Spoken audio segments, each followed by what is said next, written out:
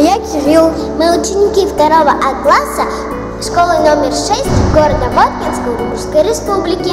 Сегодня мы вам расскажем и покажем, как нужно вести здоровый образ жизни и правильно питаться.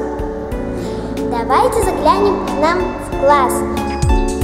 Эй, лежебоки, ну-ка вставайте, на зарядку выбегайте. Хорошенько потянулись, наконец-то вы проснулись. Начинаем, все готовы? Отвечаем. Все готовы! Начинаем, все здоровы? Я не слышу. Все здоровы! Сейчас у нас идет урок разговора о правильном питании. Мы с приятелем вдвоем замечательно живем. Мы с утра идем в ларек, покупаем чипсы, колу, а потом уж на урок свою родную школу. Мы с подружкой вдвоем тоже весело живем. Мы такие модные, у нас фигуры стройные. Мы худеем целый день и никого не слушаем. Погодите-ка, ребятки, я скажу вам, не шутя, что еда вот эта вся может очень быть вредна. А что же тогда есть? Кушай фрукты, пей молоко, овощи ешь и каши. Так болезни победишь и здоровье сохранишь.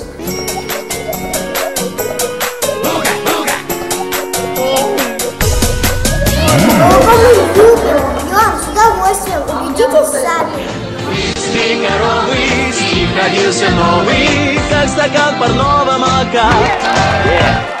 После уроков мы очень любим кататься на лыжах, на санках, на коньках. И в нашем классе никто не болеет.